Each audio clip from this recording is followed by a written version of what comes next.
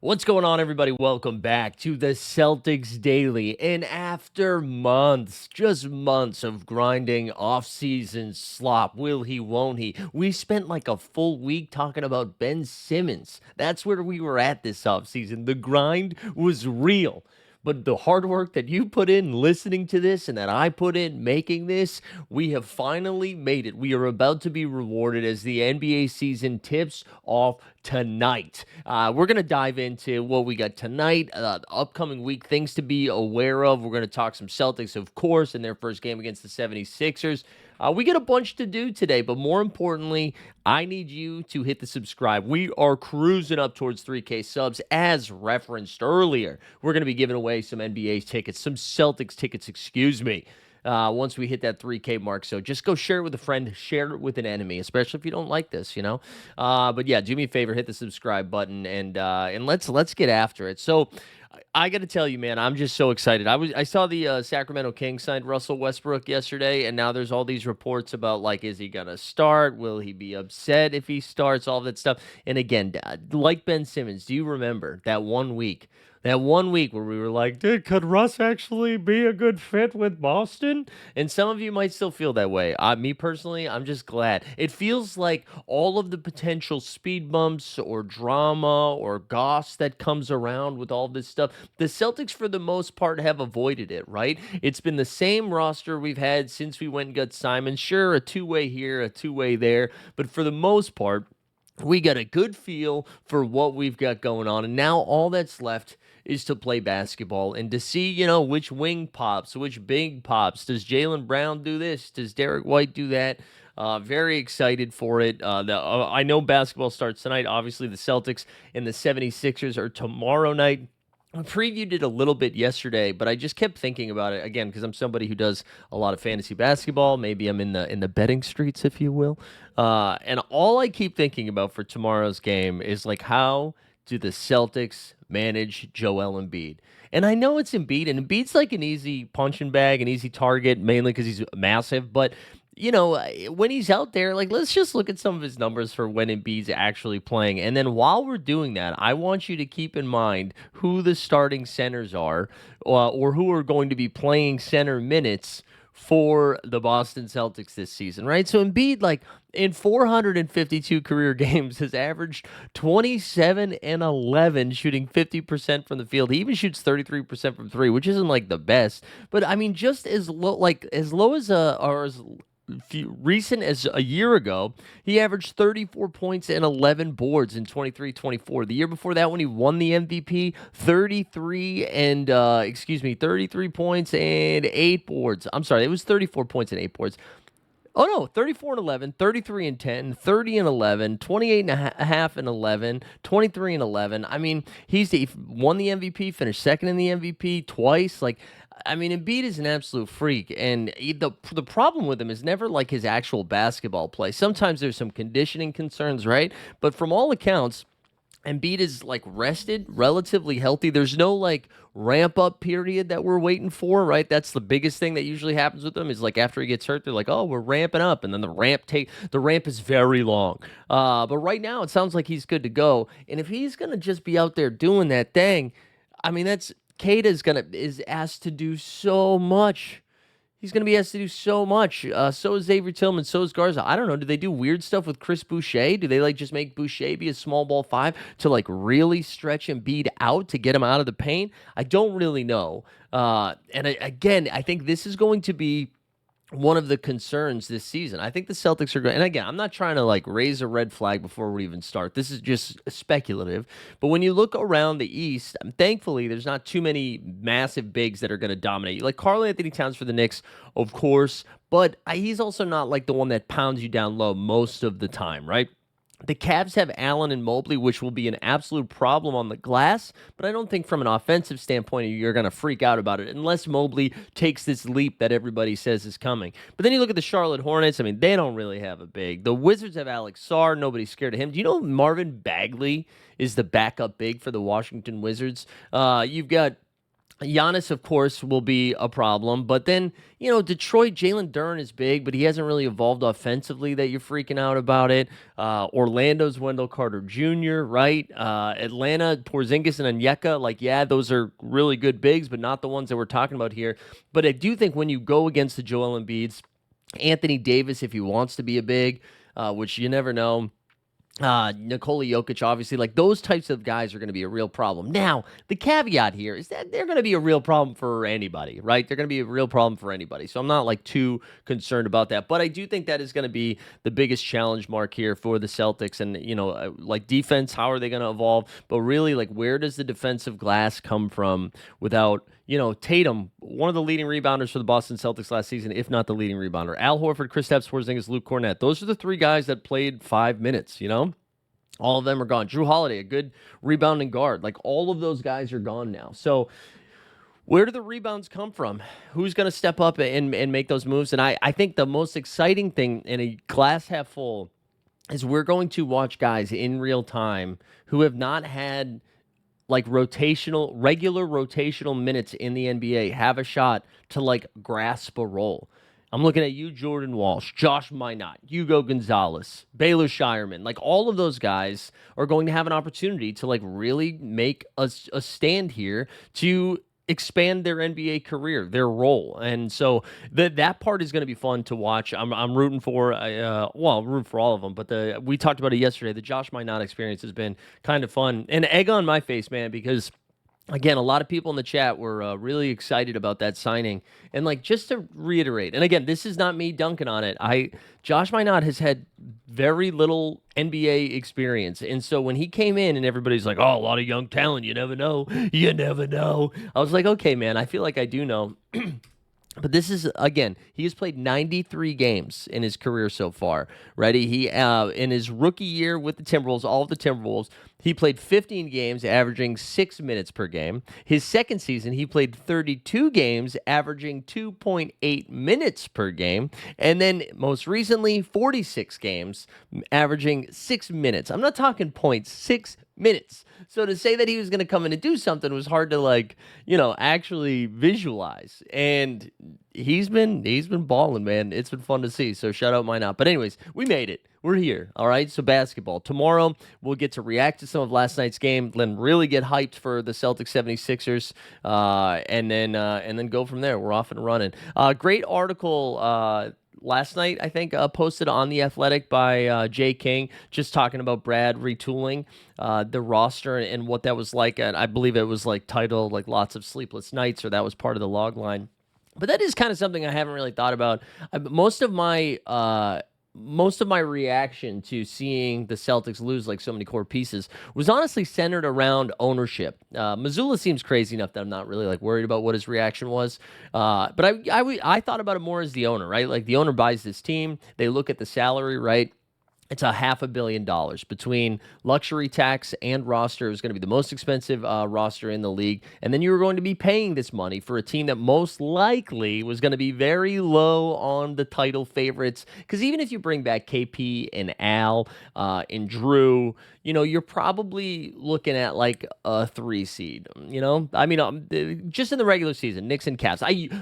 We can argue about that all you want, but the ceiling is, demonstrably lower with no Jason Tatum. I think we can all agree on that, except for like the small Tatum haters in the world. But you look at that and you're like, okay, this would just be irresponsible. And from an ownership perspective, I understood it. You're like, man, I just paid $7 billion for a team that's probably going to be like somewhere between a 4 and a 7 seed. Why am I going to pay another $500 million this season? It's just financially unsustainable. And I know that, I think Brad Stevens even alluded to this. Like when they signed those extensions for Porzingis and for Drew Holiday, it came with the understanding that they were this moment was coming. Like they were going to have to do this at some point. It's not like the second apron all magically appeared yesterday. Like they knew this moment was coming. But what I did not really anticipate was just the anguish that probably had on Brad. And now Brad experienced a similar thing, like roster shakeups, but more in a positive sense, right? Where they had competitive teams, and then all of a sudden they went and get Gordon Hayward. They traded for Kyrie Irving, right?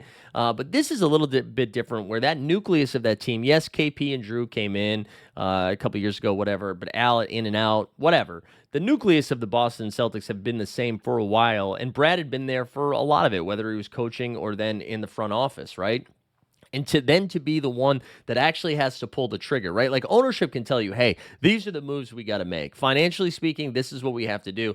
Brad is still the one on the phone making the calls. And for him to have to move off of Drew, who is one of the most like beloved people in every locker franchise. Like, you talk to the New Orleans Pelicans, the 76ers where he started, the Milwaukee Bucks, and now the Portland Trailblazers. Like, Holiday is not only like a floor raiser on the floor, but he's like a locker room raiser. He's just like he was in Boston for like 2 years and won all these freaking awards for what he did in the community. Holiday's just like a legendary dude. Porzingis, who, got to play competitive basketball for the first time in a couple of years. Al Horford, like, all of these decisions were brutal, and I never really thought about how it might have impacted Brad. Now, listen, Brad's fine, all right? He's got a great job. He's the general manager of the Boston Celtics. He's doing fine, so I'm not really worried about Brad's sleepless nights. But it was kind of a lens that I hadn't really thought through yet. I was really just thinking about it through the ownership and then how like Missoula is going to do it. But I wonder like what it's like to have to tear something down, for lack of a better phrase, to then like know that it has to be a quick rebuild, right? I think sometimes when these teams, we had our championship run, we had our window. I think the Bucks are going to go through this soon whenever Giannis eventually leaves Milwaukee. It's like, hey, we're going to be shutting down for a while. Honestly, a good corollary is the Patriots, right? Brady, we go on this like 2-decade run of just constantly playing competitive football, and then he leaves, and it's like, oh, Cam Newton maybe, or so and so, like Drake, Bailey Zappi season, stuff like that. It could be a 5-year retool, could be a 10-year retool, could just be a 1-year retool, right? But I think a lot, like when you're the Nets or the Wizards or whoever, there's just a long runway to figure this shit out, for lack of a better phrase. The Celtics don't have that luxury, and the luxury they do have is they have a top 5 player in the league coming back maybe in February, but for next season. But it's like, how do you, I think the pressure is like, what pieces do you put together so that when Tatum comes back, you're ready to recapture the window? Because the good news is, I don't think the Eastern Conference is all of a sudden turning into the Western Conference. Like, yeah, Atlanta's gotten better and Orlando's gotten better, but I think the reason we talk about them getting better is because of like Boston getting worse. You know what I mean? Like, that's why they have all of a sudden emerged as contenders in the Eastern Conference. But anyways, I'm not really worried about Brad's sleep, but I thought that was a really good piece. Recommend people checking it out. Let's bounce around the league here. Then we'll get to some of your comments from yesterday, and then we'll get up on out of here. Okay, let's plug this right now. So it is. I'm recording this at 7:30 a.m. Eastern. Rise and grind at noon Eastern today over on the NBA Bit, Mike Zakarian's NBA Bit. We are doing 8-hour, well, it's a 7-hour marathon, 7+ hour live stream show starting at noon all the way till tip of the first game. We got tons of stuff here. We're going to have some like future bets if you want to make them. We'll be going over stuff like that. We got great interviews. Noah Delzell from CNLS Media, from ESPN fame after losing 57-4 in the media coaches game. So that's going to be a good time. Go check that out. We'll have Noah there. We'll have Yaron Weitzman, who just a new book on the Lakers, which you think is bad, right? You're like, why do I want to read about the Lakers? I don't know if you're seeing the clips going around about like Russ, Will Smith, and LeBron James. Anyways, that's excerpts from his book. He's coming on the show. We've got Trill Bro Dude from the 76ers and Twitter fame, Eddie Gonzalez. I'm forgetting some people who are also coming on. It's going to be a really good time. I would love to have some more eyeballs on there. We're giving away NBA tickets. We're giving away League Pass. We're giving away some cash. We're giving away a bunch of stuff. So come hang out today over on that channel. It's going to be a good time. And you can like slowly watch me slip into madness, because it's going to be 7+ hours. I'm on my Scott Hansen. You know what I'm saying? I'm on my NFL Red Zone. Does that mean I have to pee in a bottle? Who knows? Who knows? But I'll promise to be transparent enough that you'll know. Anyways, come check that out. Would love to see some Celtics Daily bros over there. All right, let's just bounce around the league quickly because we've already gone too long already. Some things that I'm just excited about to watch for tonight specifically. I don't know if you caught this. Ime Udoka's on one with the Houston Rockets. He announced their starting 5 for tonight. Amin Thompson at the 1. And if you're not familiar with Amin Thompson, he doesn't look like a point guard. All right, he's not Peyton Pritchard, Anthony Simons side. Amin Thompson starting at the 1. Kevin Durant, 7 foot what? Kevin Durant starting at the 2. Then they have Jabari Smith Jr. starting at the 3. And then they're starting Sengun and Steven Adams. That's the biggest start. That's got to be the biggest starting 5 since the Monstars. That's enormous. That's enormous. So that's something I'm excited to just see what that looks like. They're taking on the Oklahoma City Thunder. Jalen Williams for OKC is going to be out for a little bit. Some other stuff that I'm excited to see. Everybody knows about Wembanyama, Stephon Castle, reigning Rookie of the Year. This Dylan Harper kid, who was their second overall pick, looks awesome. So I'm really, and they don't have De'Aaron Fox to start the season, who's coming back from a hammy. So I'm just excited to see what Harper looks like. I think that's going to be a lot of fun. I'm excited about that. What else? Russell Westbrook at the Kings. I tell you what, not excited about it. How about Dallas though? As we bounce around all the Texas teams, Mavericks said there's going to be like lots of time, and they did it once so far in the preseason. They're going to be starting Cooper Flagg at the point guard. People getting weird right now. I love to see. I like it that the Celtics aren't the only team getting weird with their rosters and rotations and everything like that. Everyone else is like, hey, what if our point guards are 9 feet tall? That's going to be fun. The AARP Golden State Warriors, Draymond Green, Al Horford, Steph Curry, Jimmy Butler. How is that going to work? They project to win 50-plus games, according to ESPN's projection system. I'll take the under on that.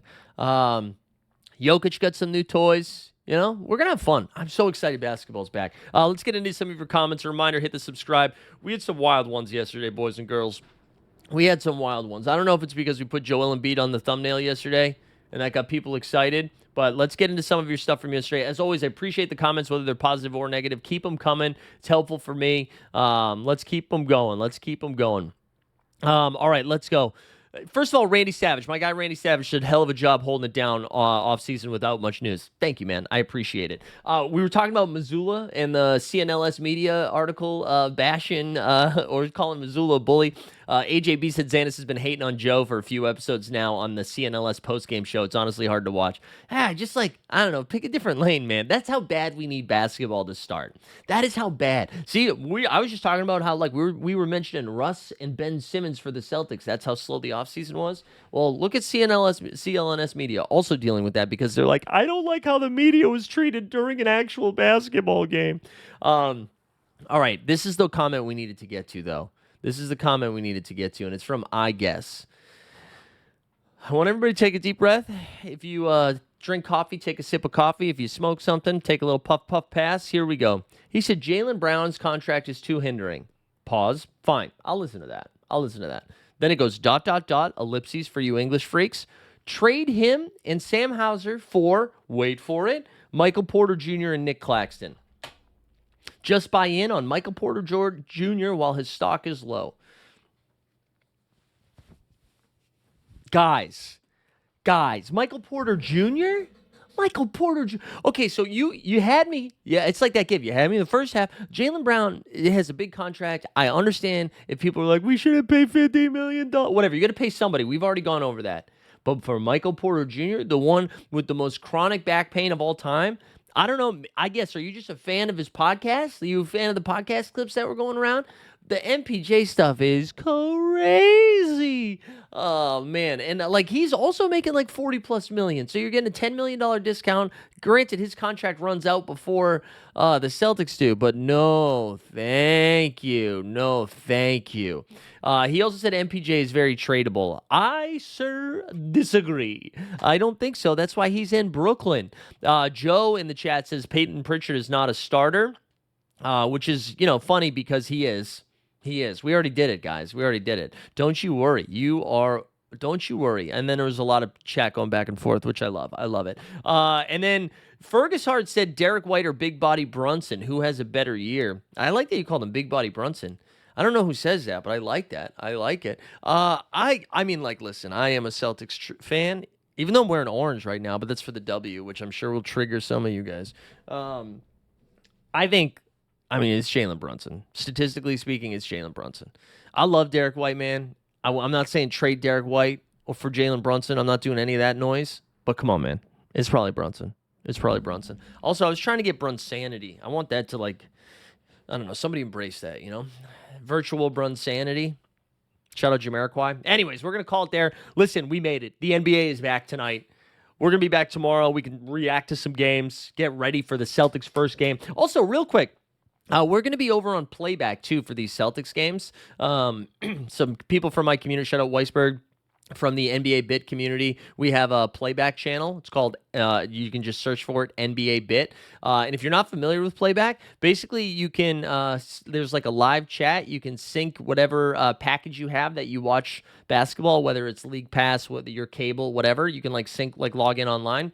And then you can like see us in like little bubbles on screen. And if you don't want to listen to the broadcast or if you want to just watch along in the chat, so go check that out over on playback as well. All right, I'm done plugging stuff. Hit the subscribe. Let's watch some freaking basketball. We're back, baby.